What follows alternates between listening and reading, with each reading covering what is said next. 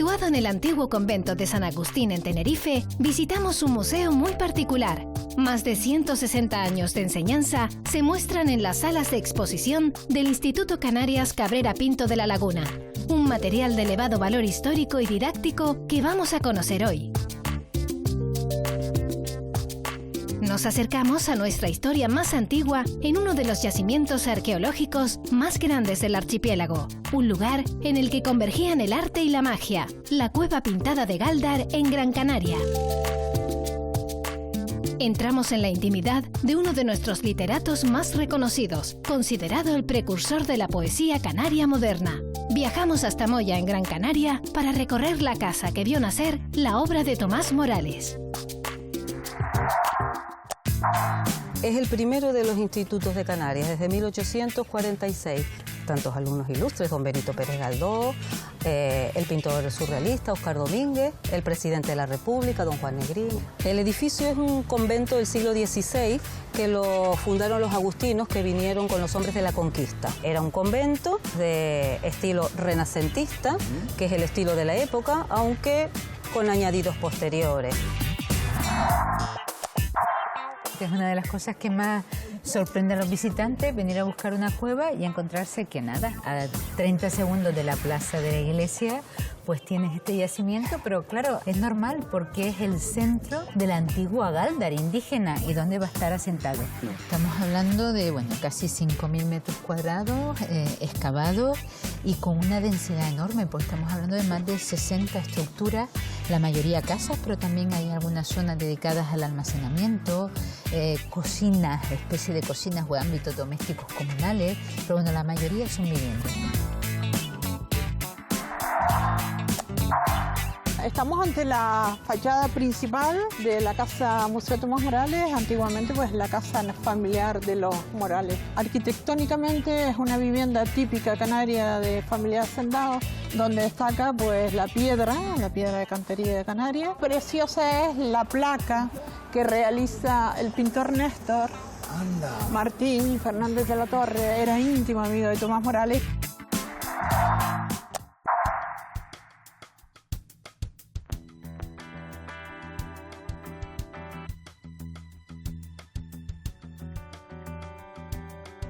Durante más de 160 años de enseñanza puede acumularse un verdadero patrimonio histórico y didáctico.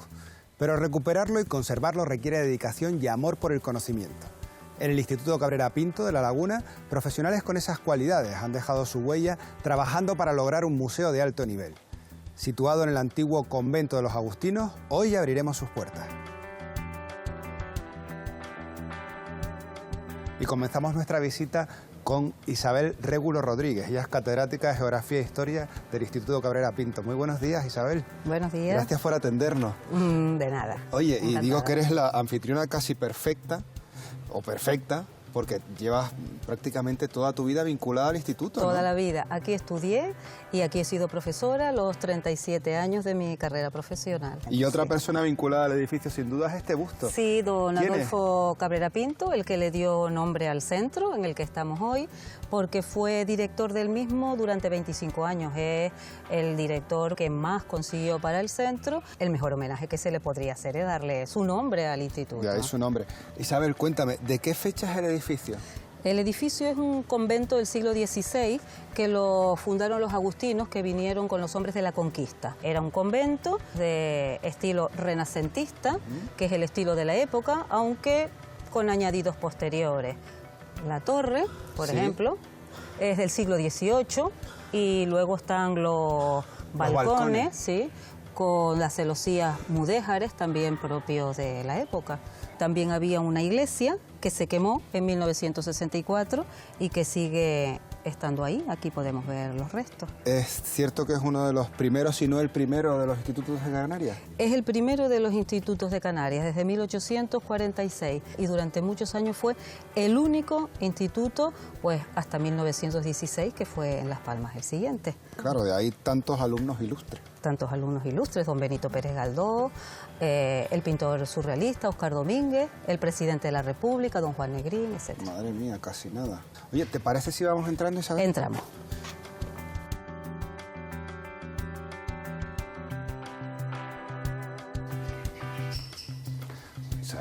¡Qué preciosidad! Bueno, creo que el edificio está claramente diferenciado en dos espacios, ¿no? Sí, hay dos claustros. Está el de la planta baja, que es el claustro renacentista, con sus columnas de piedra y las zapatas de madera sosteniendo el techo de madera. Este techo de madera no es original. No, ha tenido que ser restaurado porque la madera original estaba ya podrida con el paso del tiempo. Sin embargo, lo que es el espíritu de este patio, este claustro, sí que parece que está conservado, ¿no? Conservado tal cual. Se mantienen las mismas plantas de la época. Y esto es lo que me decías, que aparece en la restauración, Isabel. Sí, durante los trabajos de restauración de 1993, excavando con una pala, apareció una cripta con una serie de huesos mal conservados, pero había dos en ataúdes que estaban mejor. Y los estudios posteriores descubrieron que se trataba de miembros de la familia Salazar de Frías. Y esto sería bajando la escalera, nos podemos imaginar por esta imagen cómo sería lo que era aparece, la cripta, ¿no? sí, sí. Impresionante, siglo XVI. Vamos ahora entonces al salón de actos, Isabel. Sí, vamos al salón de actos, el salón noble, donde se realizan los actos más importantes del centro.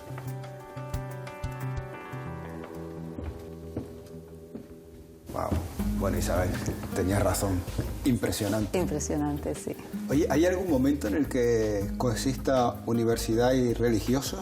Sí, cuando esto era el aula magna de la universidad, ya en 1821, pues durante un tiempo estuvieron conviviendo con los monjes agustinos, hasta que en 1936, con la desamortización de Mendizábal, pues ellos se tuvieron que marchar y entonces ya quedó solo la universidad.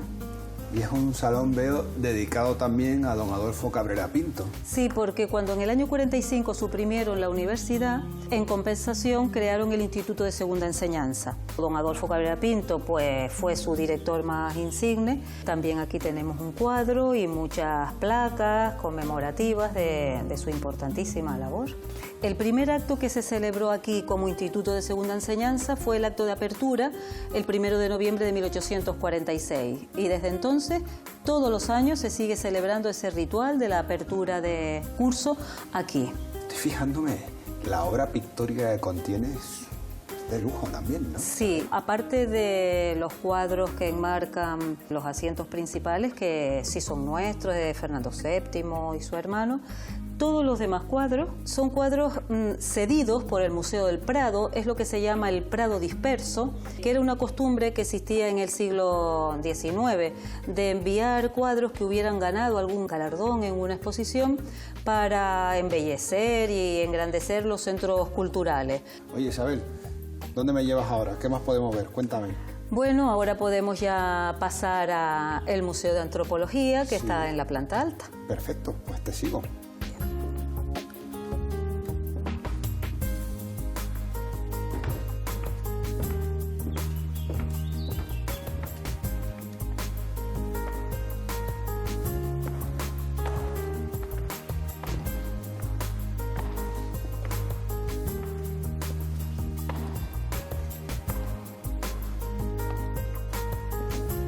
Pues mira, Carlos, aquí estamos en el segundo de los claustros, que es de madera, como puedes ver, y que tiene las columnas todas de piedra. Este claustro alberga los museos pedagógicos y vamos a ver concretamente el nuestro, que es el Museo de Antropología. Ah, pues venga.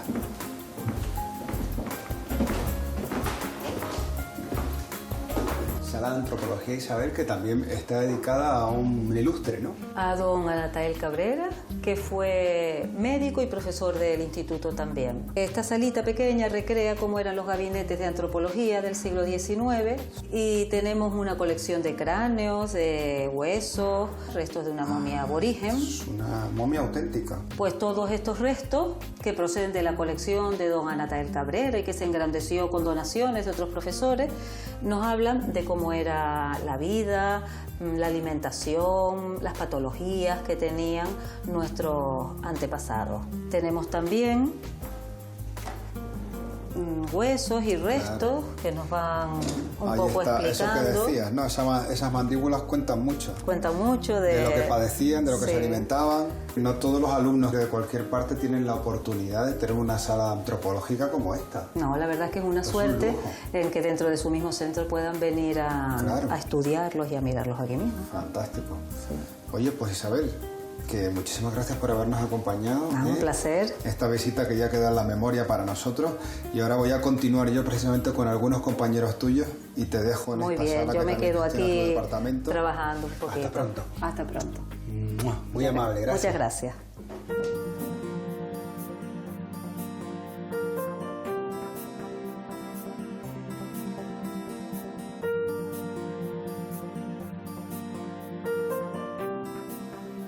Estamos en la sala de los aparatos científicos. Aquí he quedado con Teodomiro Moreno y Santiago Orduña.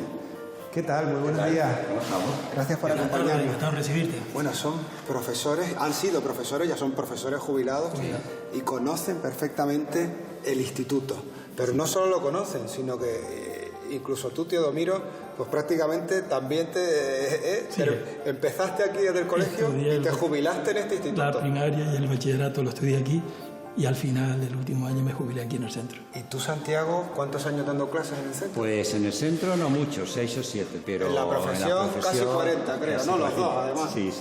Estamos rodeados de máquinas científicas, como decíamos. ¿Cuántas hay tenemos en esta sala 640. 640. Por ejemplo, este transmisor tiene su historia, ¿no? Sí. Este es el primer aparato que se utilizó para emitir sin cable. El telégrafo sin hilos de Marconi. Y es de principios del siglo XX. Uno muy parecido a este estaba instalado en el Titanic. Ustedes son miembros de la Asociación de Amigos del Museo. ¿En qué consiste? ¿Qué trabajo? ¿Qué quiere hacer la asociación? Bueno, esta asociación se creó con la idea, la pretensión de seguir restaurando aparatos hasta aquí en el centro y contribuir a su difusión dentro de la sociedad lagunera y canaria, ¿no? Hasta hace relativamente poco era como algo que estaba muy reducido al ámbito escolar y tenemos la pretensión de que esto sea conocido por todo el mundo, ¿no? Claro. Queremos que sea algo más que una colección, que sea un museo para que la gente lo conozca. ¿Qué tenemos aquí? Pues es el tatarabuelo de la forma de reproducir y de almacenar la voz de finales del siglo XIX. A ver, para que la gente entienda un poco. Este museo, en su momento, era la forma de que los alumnos que pasaban por el instituto aprendieran de manera práctica y real cómo funcionaba la ciencia, ¿no? De alguna manera. Correcto, sí. Por ejemplo, esta cámara, que es la más antigua que tenemos, tiene su historia. La última erupción en Tenerife, el Chinchero, en 1909, la única fotografía que existe de la erupción se hizo con esta cámara. Ajá, esa fotografía además que es famosa y que se puede ver en internet, ¿no? Se puede ver en internet. Sí. Bueno, menudo lujo, qué maravilla. Teodomiro, Santiago, ha sido un placer. Muchísimas gracias por todos esos años dedicados a la formación. Gracias por venir. Que eso es un trabajo de vocación fantástico, todo lo que se hace por la sociedad. Yo me voy a conocer ahora la parte de biología, que creo que también tiene una colección incluso de animales y taxidermia espectacular. Hasta pronto. Pues nada. Gracias.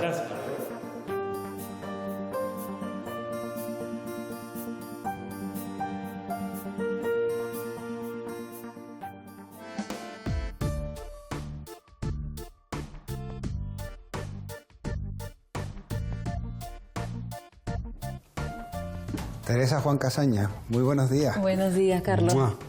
Gracias por atendernos. Contigo terminamos la visita que hacemos por el edificio y en un sitio precioso. Esta es como más antiguo. Sí, esta es la torre del antiguo convento. Este es el acceso al reloj de la torre del convento agustino, claro. Qué preciosidad. Sí. Teresa, tú eres profesora del centro. Yo soy profesora del centro de biología. Llegué en el año 85. Teresa, ¿hacia dónde vamos? ¿Qué vamos a conocer? Pues vamos a conocer el Museo de Historia Natural. La llamamos Sala de Agustín Cabrera. Se llama así porque fue el primer catedrático de Historia Natural canario. ¿Y era profesor también en el instituto? Claro, fue profesor durante en muchos el instituto, años, creo, 40. ¿no? 40 años. Debe tener el récord. Sí, pues sí, yo creo que sí, que tiene el récord. Teresa, y vaya sitio para dar lecciones, porque creo que es la primera vez que veo un ornitorrinco. Esto es uno de los... Curiosidad. Sí, de los tesoros realmente de este museo, porque pues en Canarias es yo creo, el único lugar donde se puede ver. ¿Todavía sigue activo? ¿Alguna vez te traes a los alumnos también y pueden disfrutar de toda esta riqueza? Por supuesto, por supuesto. Nosotros, los profesores del centro del Departamento de Biología, utilizamos muchísimo este museo como recurso didáctico, porque es un lujo tenerlo en el centro. En tu hora de clase de biología, pues te puedes venir aquí atendiendo a los grupos de animales que estés explicando. Entonces el museo, a pesar de ser un museo del siglo XIX, hoy, siglo XXI, es un recurso didáctico extraordinario. Bueno, sí, probablemente tiene hasta más valor, porque claro, cada vez se nos hace más difícil poder ver, fíjate, un lobo, estamos claro, viendo, por supuesto, el zorro volador, los murciélagos. Sí, Luego sí, hay sí. una curiosidad, por ejemplo, este animal es el quincayú. Cuando los profesores estuvimos catalogando el museo, etcétera, realmente no sabíamos qué animal era esto y nos lo clasificaron desde el Museo de Ciencias Naturales de París. La taxidermia, que es la ciencia, los especialistas en preparar los animales disecados, en aquella época, en el siglo XIX, los animales eran como fieras y si te fijas están todos enseñando los dientes. Una posición un poco... Sí, sí. Creo que aquí también en el Departamento de Biología se ha intentado conservar y que esto continúe en el tiempo con el apadrinamiento, ¿no? ¿En qué consiste? Ah, sí, bueno, hemos creado hace 2 años una asociación de amigos del patrimonio histórico museístico del Cabrera Pinto. Y para buscar presupuesto, dinero para el mantenimiento, para las actividades que realizamos, pues hemos propuesto la figura de colaboradores, que van a apadrinar o bien un animalito, o bien un cuadro, o bien un instrumento de física y química. Contribuyen con 10 euros al año y nosotros les damos una fichita, un marcador y ese animalito o ese cuadro o ese instrumento están apadrinados por ellos. No hay apadrinado. Sí. Teresa, ¿de dónde vienen todos estos fondos? Muchos de ellos son traídos desde el Ministerio de Educación, estoy hablando de 1846-45. Claro. En aquel momento los recursos didácticos, pues no existía internet, no existían las fotografías, los pequeños vídeos. Año tras año, pues el Ministerio iba dotando de todo este tipo de materiales. Y luego también ha habido sesiones de antiguos profesores que tenían sus colecciones, conserjes del instituto, antiguos alumnos. Y de hecho hoy la colección sigue creciendo. Fantástico. La verdad que sí. Veo que no hay solo animales, en esta parte ya hay también rocas, ¿no? Rocas un poquito y de minerales. geología. Sí, el centro tiene unos fondos muy grandes de minerales y rocas, pero no están todos expuestos. Pero esta parte de aquí sí está dedicada a Canarias, con lo cual todo lo que se puede ver aquí es todo canario, desde las bombas volcánicas hasta... Esto es reciente adquisición, Ay, por lo que veo, sí, ¿no? claro. Esta es la restingolita, que es de la última erupción que ha habido en Canarias, en el Hierro, en la Restinga, esa es la roca, por eso le llamaron restingolita. Oye, ¿es cierto que para la conservación de los especímenes, de algunos de los que tienes aquí, tienes que pasar incluso por la congelación? Sí. O sea, los tienes que congelar a los bichitos. Sí, los metemos en unas bolsas, esas son las técnicas, y los metemos en un congelador que tenemos a menos 40 grados, y una vez más o menos cada 2 años los metemos una semana y luego ya pues los sacamos para asegurarnos que si hubiera parásitos o lo que sea, pues se eliminen, porque si no se pierden los materiales, materia orgánica. Tengo que confesarte que los museos de historia natural son mis favoritos desde pues que era muy bien, pequeño. sí. Así que contigo, si no te importa, ya que eres la anfitriona, me voy a quedar conociendo un poquito más, además la parte de ornitología que también me interesa, Sí, y por creo que supuesto. tienes joyas. Sí, sí. ¿Seguimos, Bueno, Teresa? pues muy bien, sí, sí, sí. Porque creo que tienes incluso aves autóctonas, ¿no? Que solo viven en Canarias. Sí, el pinzón azul, por ejemplo, que está aquí.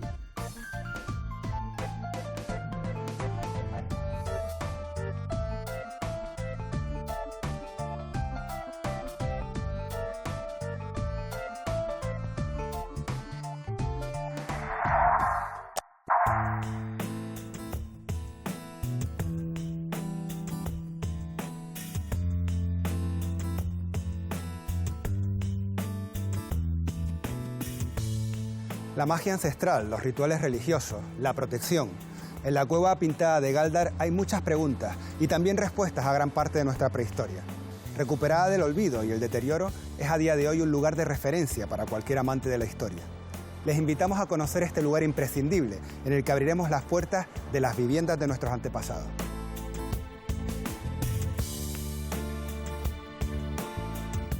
Comenzamos nuestra visita por el Museo y Parque Arqueológico de la Cueva Pintada de la mano y guiados por su directora, Carmen Rodríguez, directora y conservadora, un lujo. Gracias, encantada.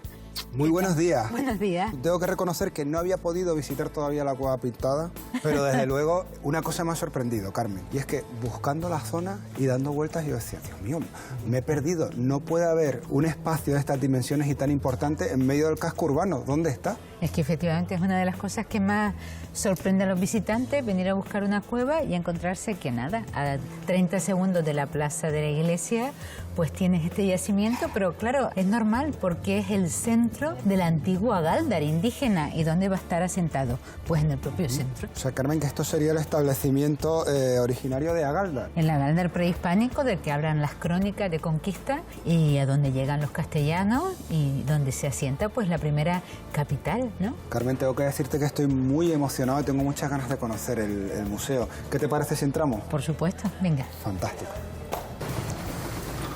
Mira qué bonito, Carmen. O sea, este es el hall principal, ¿no?, del museo. Esta es la entrada del museo, es una gran recepción, es Pues cierto. sí, Cuando abrimos impresionante. en el año 2006 nos decía, a lo mejor es un poco grande, pero ha resultado perfecta. Claro. Tenemos el lugar para la tienda, taquillas, la información, la venta de entrada, zona de espera, porque es verdad que tú puedes escoger hacer la visita o autónomo o de forma guiada, con lo cual pues siempre a veces hay que esperar un poquito el siguiente turno. Hoy me gustaría hacer la visita pues, como un turista más, digamos, entre comillas, y también con una guía de lujo. Así que voy a dejar que tú me guíes y que me enseñes un poco cómo sería esta visita, en este caso, pues guiada, casi autónoma, ¿no? Porque vamos nosotros por nuestra cuenta. Nuestra cuenta, vale, ven por aquí, ven por aquí. Los dos tendelares de representantes de las más nobles familias de toda la isla. La preponderancia del linaje de los Guanartemes era... Carmen, ¿esto que estamos escuchando? Mira, se está proyectando ahora el primer audiovisual, que es en 3 dimensiones, porque queríamos insistir la idea de que tenemos un yacimiento excepcional, piezas increíbles, pero lo importante son las personas que habitan en el pasado, Claro. y que son personas como tú y como yo. ¿Cómo le llaman ustedes a esta sala en la que estamos ahora, Carmen? Bueno, es la salita, es una pequeña sala de exposición permanente, porque siempre decimos que la gran sala de exposición en realidad es el yacimiento, pero aquí lo que tenemos son restos que han sido recuperados todos en este yacimiento. Eso que es son muy importante, importantes. y es lo que te iba a decir también. La sala en sí lo que sí es testimonio de la importancia del yacimiento, porque veo que hay piezas muy bien conservadas, pero además muchas. Muchas piezas, en el almacén hay otras muchísimas más, y donde también los trabajos de restauración son fundamentales para volver a la vida a esos objetos que están olvidados, ¿no?, enterrados, y que nosotros justamente tenemos un programa que habla de esa otra vida de los objetos, que ya no se convierten en recipientes para almacenar leche o grano, sino que ahora les toca vivir detrás de una vitrina y un papel muy difícil que es el de hablarnos del pasado. Aquí se presenta el otro audiovisual, que es un audiovisual panorámico, diferente porque plantea cuestiones más generales sobre el poblamiento, sobre la historia del yacimiento, pero tiene un final, yo creo que sorprendente, a ver si te gusta. Ya me dirás, a ver, vamos a verlo, ¿te parece? Sí, además ya casi me siento en el yacimiento. Sí, sí, sí. Trajeron a ella la paz, la concordia y la prosperidad.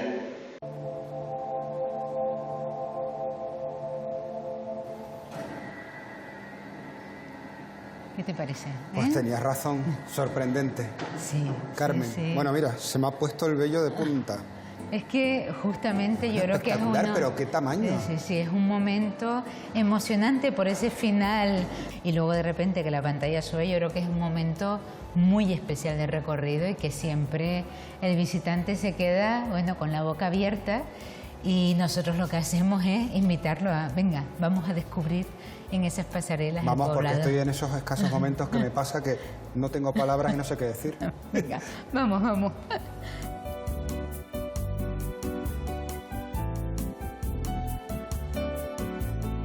Oye, Carmen, me he quedado sin palabras. Además, no me imaginaba que el yacimiento fuera tan grande. ¿De cuántos metros estamos hablando? Estamos hablando de, bueno, casi 5.000 metros cuadrados excavados y con una densidad enorme, porque estamos hablando de más de 60 estructuras, la mayoría casas, pero también hay algunas zonas dedicadas al almacenamiento, cocinas, especie de cocinas o ámbitos domésticos comunales, pero bueno, la mayoría son viviendas. He empezado hace muy poquito de nuevo las campañas de excavación, e incluso mejor, porque ahora tenemos unas técnicas estupendas. ¿Qué crees tú, Carmen, que queda por descubrir? Pues no lo sé, porque en la última campaña pensábamos que estábamos excavando una casa y al final en lugar de una casa apareció un almacén con una serie de silos excavados en el interior, que era una estructura absolutamente novedosa y deberíamos estar acostumbrados a que eso pasa. Pues no, nos volvió a sorprender y yo confío en que así sea siempre, claro. Y aprender mucho más de nosotros mismos, de nuestra historia y de cómo se vivía. Sí, sí, muchísimas gracias, Carmen. Bueno, encantada. Muchas gracias. Tengo un montón de cosas que hacer, te dejo en buenas manos y además vas a aprender muchísimo de lo que es conservar la joya de la corona, que es la cueva pintada. Fantástico, bueno, gracias. Adiós, hasta luego.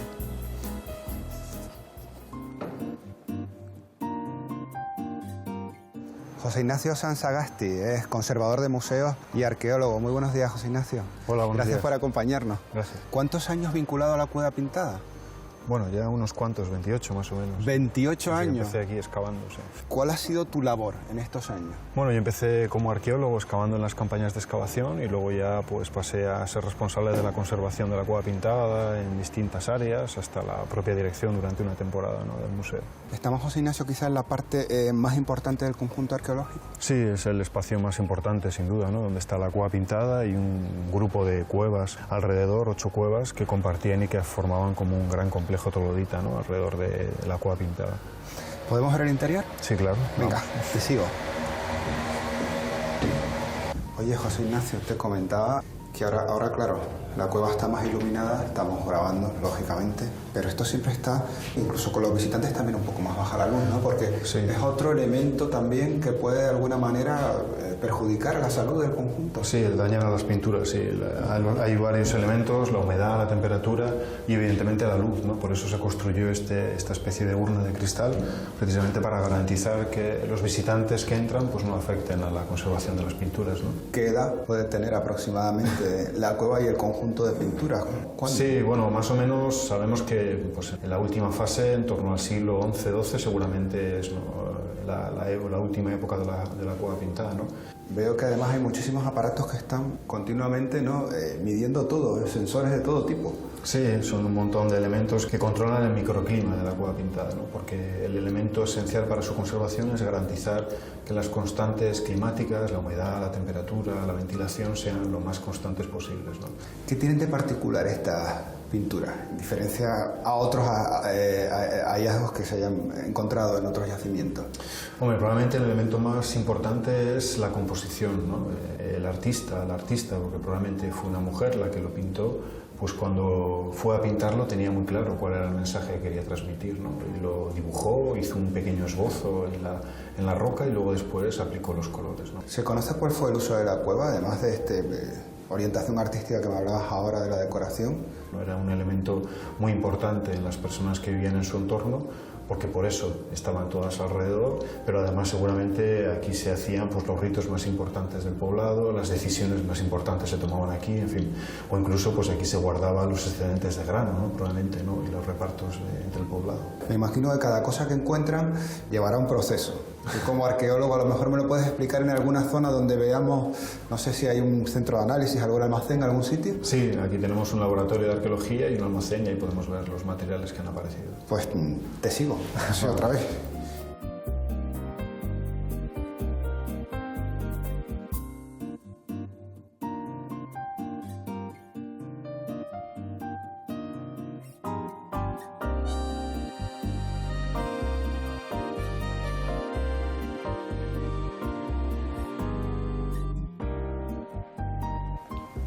Ignacio, así que estamos en la parte de almacén. ¡Qué cantidad de cajas y elementos! Sí, aquí se guardan pues, todos los materiales que han aparecido en estos casi 20 años de excavaciones arqueológicas, ¿no? Más de 3.000 cajas que van guardando los restos de lo que ha aparecido en las estructuras del yacimiento, ¿no? Cada caja, claro, corresponde a un archivo y a una información para poderlo localizar. ¿Es posible ver algo, a lo mejor? Algunos de los ejemplos, ¿no?, como vemos aquí, pues conchas, ¿no?, o pequeños fragmentos de cerámica que están en pequeñas bolsas, ¿no?, industriales. No debe ser fácil, aunque por proximidad sí puedas adivinar más o menos que corresponde a la misma pieza, Pues saber que tienen que ir en la bolsita y todo el tema, ¿no? Sí, no, es un poco el trabajo de arqueología, ¿no? Lo importante es sacar todos los datos que podamos del entorno y del contexto de cada una de estas piezas, porque analizando esos datos es como luego podemos saber cuál era la función, para qué servían, si eran para contener alimento, para tener agua. Importante mucho más largo. Y laborioso, ¿no? Sí, sí, mucho más largo. ¿Dónde se hace? ¿Dónde se...? Todo eso generalmente se hace en el laboratorio de arqueología, ¿no? Donde se limpian y se catalogan, se clasifican las piezas y luego ya pasa al laboratorio de restauración para su tratado.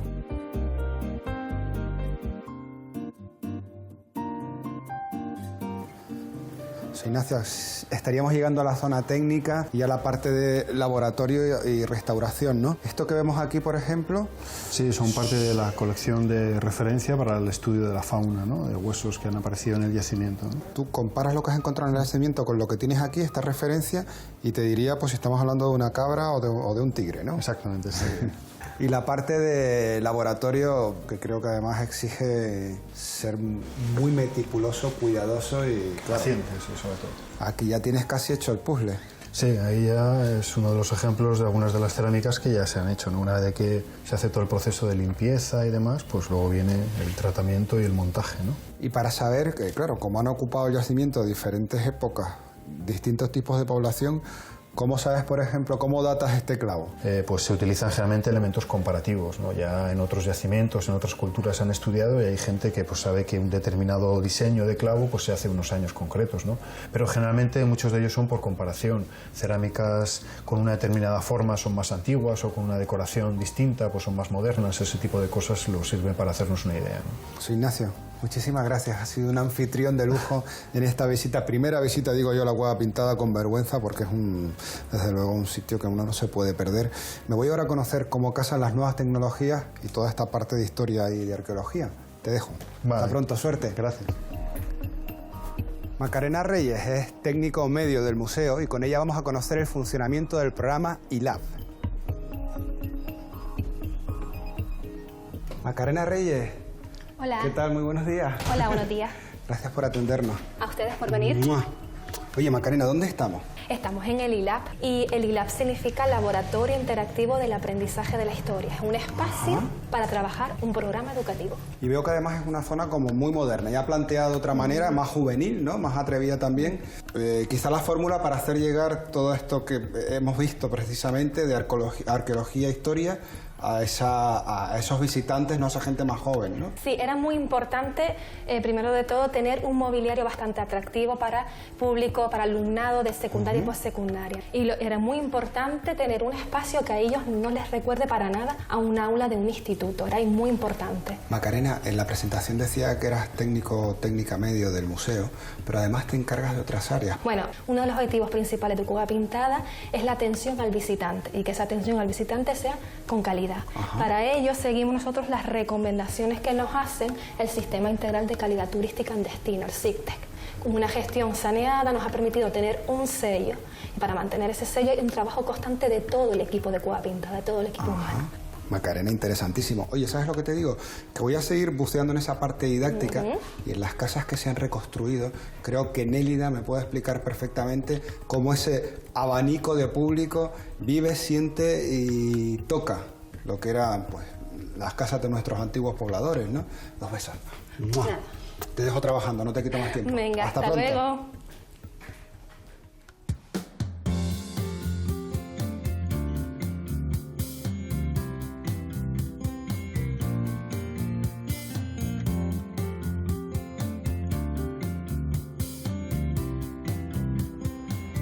Nélida Saavedra. Hola, Carlos. ¿Qué tal? Muy buenos Sansofi. días. ¿Qué me has dicho, perdón? Sansofi. Sansofi. ¿Y eso qué es? Sé bienvenido. Sé bienvenido. En la lengua en idioma aborigen. Madre mía.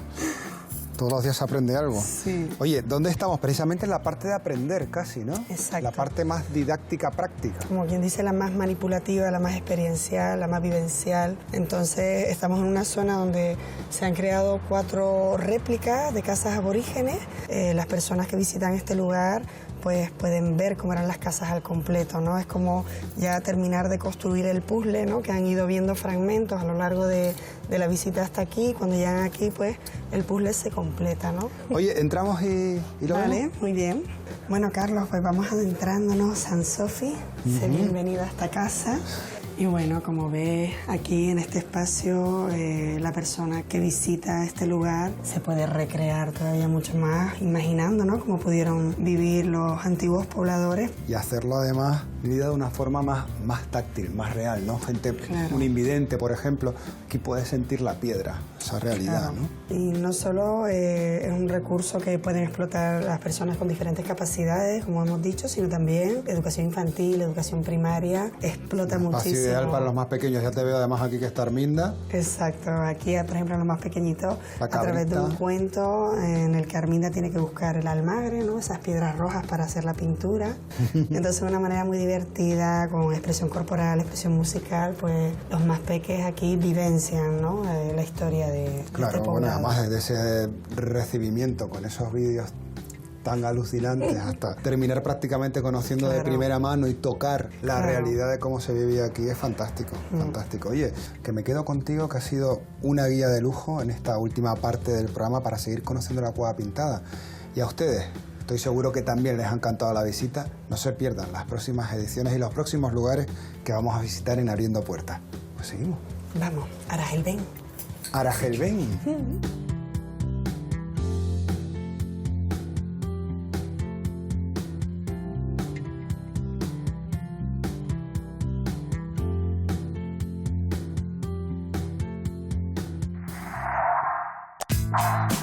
Estamos ante la fachada principal de la Casa Museo Tomás Morales, antiguamente pues la casa familiar de los Morales. Arquitectónicamente es una vivienda típica canaria de familia de hacendados, donde destaca pues la piedra de cantería de Canarias. Preciosa es la placa que realiza el pintor Néstor. Anda. Martín Fernández de la Torre, era íntimo amigo de Tomás Morales.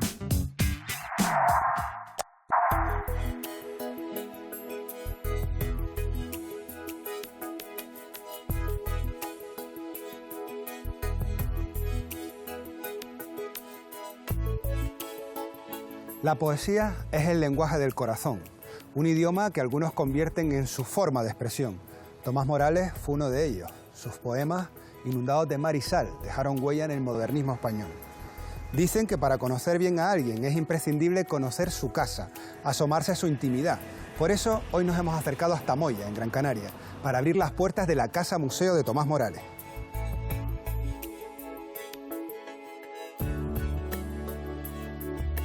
Hemos quedado con María Luisa Alonso Gens. Ella es la directora de la Casa Museo Tomás Morales. Muy buenos días, María Luisa. Hola, buenos días. Encantado. Encantado de estar contigo aquí. Muy en bien. un sitio tan bonito. Porque, Sí, es un sitio. vamos, la plaza, la casa, la situación. Cuéntanos. Sí, estamos ante la fachada principal de la Casa Museo Tomás Morales, antiguamente pues la casa familiar de los Morales. Arquitectónicamente es una vivienda típica canaria de familia de hacendados, donde destaca pues la piedra de cantería de Canarias, y la distribución de ventanas con estos cuadrados. Ahora hay que decir que el balcón es un añadido que añadió el artista Santiago Santana, el artista baruquense, en los años 70 para hacer un inmueble de tipo de uso cultural que trajo mucha polémica, ¿eh? Me imagino. Sí, claro, trajo todo mucha lo que sea polémica. cambiar el todo lo que sea cambiar. frontis de una casa histórica. Por ejemplo, preciosa es la placa que realiza el pintor Néstor. Anda. Martín Fernández de la Torre, era íntimo amigo de Tomás Morales y era el autor además de todos los dibujos de la primera edición de las Rosas de Hércules. Bueno, de ahí toda esa y de un frondosidad, dibujo ¿no? de Y vegetación. de uno de los dibujos que él hace para las Rosas de Hércules, realiza esa placa y se colocó en la casa en el año 1925, que ya Tomás estaba fallecido. ¿Se conoce, María, la fecha de construcción de la casa? Pues no está datada científicamente, es decir, para dar un dato de este tipo tiene que estar en documentos. Tenemos los planos originales y todo, y los planos que tenemos son de 1801 aproximadamente. Y este busto, María, es impresionante. Bueno, el busto es precioso. Pensamos en hacer un monumento escultórico. Hicimos oferta a varios escultores y la que más nos gustó fue el proyecto de Luis Arancibia, un escultor teldense que vive en Madrid. ¿Vemos el interior, María, te parece? Sí, pasamos.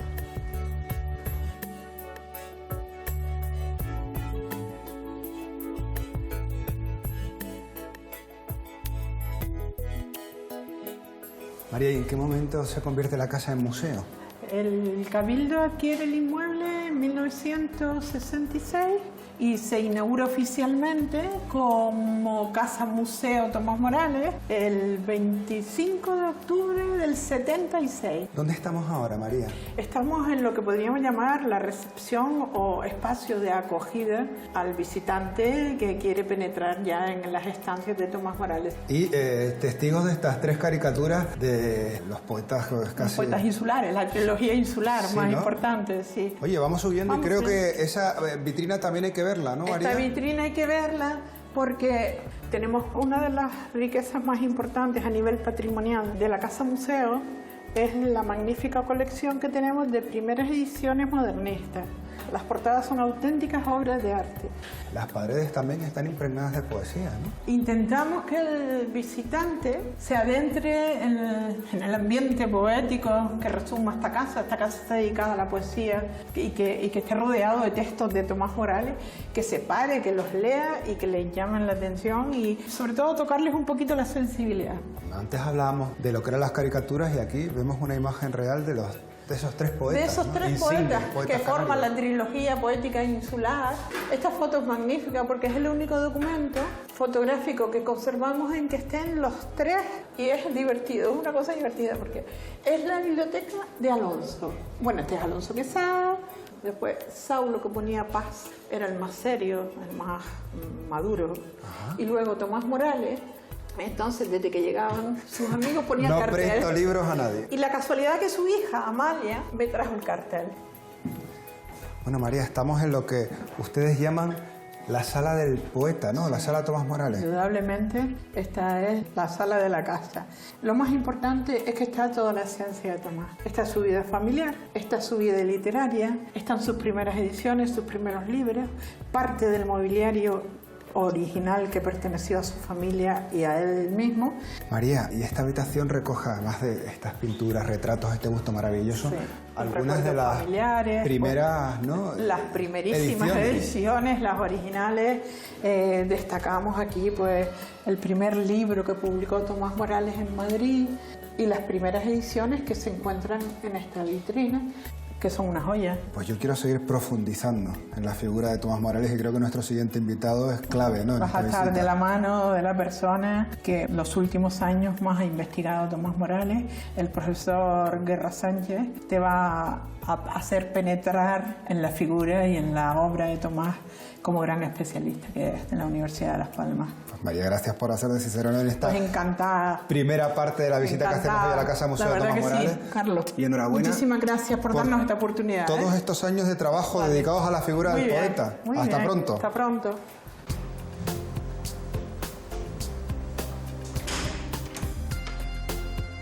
Osvaldo Guerra Sánchez, ¿qué tal? Muy buenos días. Gracias por acompañarnos.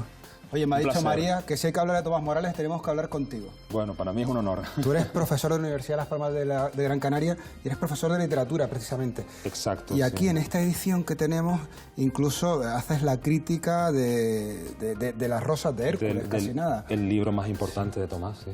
Dicen que Tomás Morales, a pesar de esa vida corta, estudia medicina, pero tiene muy claro siempre, parece ser, que lo suyo es la poesía. Sí, o sea, estamos hablando de un poeta por convicción. Es decir, ¿por qué estudia medicina? Porque la poesía se supone que no es una profesión, y menos en esa época, que te iba a dar pues, el prestigio social o el dinero. Sin embargo, no se equivocó, porque quizá como médico nunca hubiera sido famoso.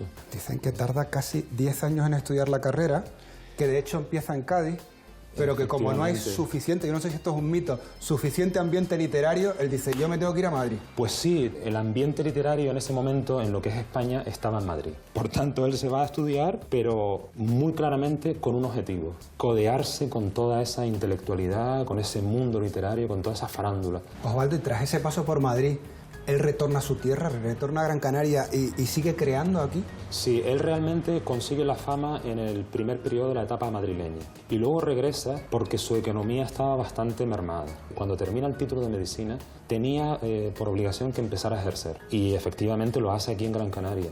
Pero es en esa etapa, estamos hablando a partir de 1910, cuando se gesta la otra gran parte de su obra. Es decir, la primera la publica en Madrid y la segunda, y ya todo el corpus de lo que se llaman las Rosas de Hércules, lo publica en Gran Canaria. ¿Por qué el título? ¿Por qué las Rosas de Hércules? Rosas, como todo el mundo sabe, simboliza pues, la belleza. Sin embargo, Hércules nosotros lo relacionamos con la fortaleza. De alguna manera es una contraposición que hay en el título. Yo creo que está muy bien elegido, es muy bonito, ¿no? ¿Qué supone las Rosas de Hércules para la poesía? Se trata de un libro que marca de alguna manera, en Canarias en principio, un antes y un después en el modernismo. No nos olvidemos de que las Rosas de Hércules son 2 libros y el primero de ellos, que se publica curiosamente después de él haber muerto, es precisamente el libro que él publica en 1908. Eso fue un cambio radical en la poesía, pero no solo en Canarias, como dije antes, sino también en España. ¿Cuál es la importancia? Que está todo el influjo de Rubén Darío. Osvaldo, antes de despedir me gustaría, si es posible, que me leyeras algo de las Rosas de Hércules. Será un placer. Atlántico infinito, tú que mi canto ordenas. Cada vez que mis pasos me llevan a tu parte, siento que nueva sangre palpita por mis venas y a la vez que mi cuerpo cobra salud mi arte. El alma temblorosa se anega en tu corriente. Con ímpetu ferviente, henchidos los pulmones de tus brisas aladas, un luchador te grita, Padre, desde una roca de estas maravillosas islas afortunadas. Qué bonito. Pues esto es un presente para ti. Muchísimas gracias, Osvaldo. Esta edición que yo creo que vas a disfrutar leyéndola. Sin duda. Porque la obra de Tomás es realmente maravillosa. Ha sido un placer, muchísima suerte. Encantado, igualmente. Voy a conocer precisamente los tesoros y los fondos que guarda la Casa Museo y nos vemos pronto. Venga. Estupendo. Hasta luego.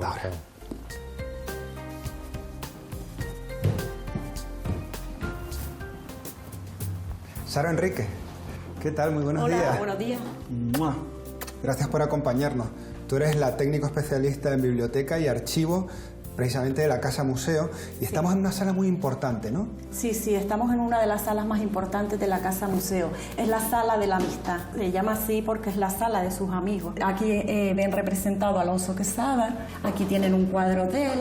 Qué retrato tan estupendo Y después pueden ver por aquí distintas colecciones de ellos y objetos personales, tanto de Saulo Torón como de Alonso Quesada. ¿Por qué es tan importante la amistad en la obra de Tomás Morales y por qué estas 2 personas, tanto Saulo Torón como Alonso Quesada, están tan reflejados? Sus 2 mejores amigos eran Saulo Torón y Alonso Quesada.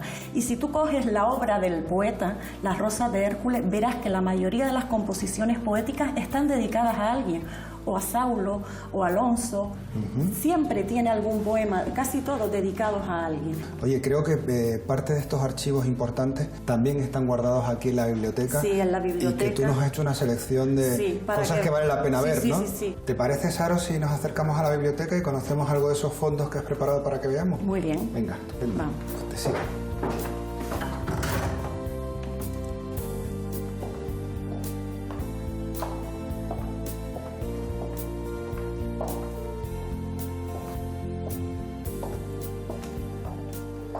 Saro, estamos en la biblioteca. Sí, estamos en la biblioteca y archivo de la Casa Museo Tomás Morales y aquí te he sacado una pequeña muestra de las distintas colecciones que se conservan en esta Casa Museo. O sea, que estos serían un poco parte de esos tesoros y un crisol, ¿no? Porque veo que no hay solo cosas de Tomás Morales. No, te he hecho una selección, sobre todo, pues las primeras ediciones de Tomás Morales, las cubiertas, fíjate, las ilustraciones modernistas, las cubiertas las realizó el pintor Néstor Martín Fernández de la Torre y estas son de la península de Manuel Machado, fíjate, esta ilustrada por Bujados, por Fernando Marco, esta ilustrada por un palmero, Manolo Reyes. Esto que estamos viendo casi, Saro, es un privilegio, quiero decir, que la parte de biblioteca y archivo fundamentalmente el que accede es investigador, ¿no? Sí, esto no está abierto al público. No, este fondo es sobre todo para investigadores. Oye, Saro, creo que hay otra parte que es fundamental si uno visita la casa, que es el espacio de jardín, huertita, patio, como lo quieras llamar. Es uno ¿no? de los espacios más entrañables y nadie se lo espera tampoco porque está en la segunda planta del museo y es uno de los espacios más entrañables de la casa museo. ¿Vale? Venga. Saro, y veo también en esta galería que la casa se ha convertido un poco en el refugio del modernismo, digamos, ¿no? Mira aquí las distintas ediciones, la encuadernación en Cataluña. Sí, esculturas, jarrones, libros, objetos decorativos, el mobiliario, como puedes ver. Sí. Fotografías, el fondo fotográfico. Qué bonito. No me extraña que incluso lo refleje en sus poemas, ¿no? Sí, es un rincón, que el poeta en su obra hace referencia a este jardín, en unos versos que dice: y he recordado el breve rincón de un pueblecillo, una casa tranquila inundada de sol, unas tapias bulbosas de encarnado ladrillo y un jardín que tenía limoneros en flor. Es este jardín. Y esta escultura también es muy simbólica, ¿verdad, Saro? Sí. Que es la Llorona, ¿le llaman? Sí, la llaman La Llorona, es un monumento fúnebre, pero simboliza la poesía. Y es una copia, el original está en el cementerio de Las Palmas. Tenemos aquí reproducidos unos versos que están en la lápida original en Las Palmas. Estos versos se los dedica Tomás Morales a un amigo suyo, Fernando Fortún, que era poeta y crítico literario. Ser bueno es el sistema, eso me lo apunto. Y es la bondad, la perfección suprema. Sí. Me encanta. Oye, Saro, muchísimas gracias por habernos acompañado. Ha sido fantástico. ¡Mua! Muchísimas gracias. A ti. Enhorabuena por todo este trabajo. Yo voy a conocer ahora la labor pedagógica que se realiza también en la Casa Museo. Muy bien, hasta pronto. Vamos a ver el poema en el que Tomás habla de la casa. Lo hacemos todos juntos, ¿vale? Y he recordado el breve rincón de un pueblecillo, una casa tranquila, inundada de... Con permiso, ¿se puede? Adelante. Lidia Domínguez Guerra. Efectivamente. ¿Qué tal? Buenos días, niños. Oye, eres la responsable del Departamento de Educación y Acción Cultural de la Casa Museo. Sí, lo soy. Y hoy te veo que estás trabajando aquí con niños, por ejemplo. Sí, hoy proponemos una actividad que se llama Una Semana en el Museo, donde invitamos a los niños a participar durante toda una semana por edades. Una semana para niños de 3 a 5 años, otra para de 6 a 9 y otra de 10 a 12. Todas, por supuesto, teniendo como eje central a Tomás Morales, a su obra y al movimiento modernista. Bien, bien, una manera también, claro, de educarlos desde pequeñitos en ese sentido. Lidia, decía yo en la presentación del programa que para conocer bien la vida de una persona, en este caso de un artista como Tomás Morales, hay que conocer su casa, porque entonces se desarrolló, donde creció y ver un poco su entorno. Yo estoy encantado con esta visita, francamente, y tengo que recomendarles a la gente que está viendo el programa también que se acerquen, que contacten con ustedes directamente para que aprendan a amar no solo a Tomás Morales, sino también todo lo que supone este esfuerzo y esta casa que vale de verdad la pena. No te interrumpo más, que Muy sé que bien, los niños además tienen sus tiempos y sus exigencias, Sí. y a ustedes les espero en otro lugar. Hasta pronto. Hasta luego, gracias.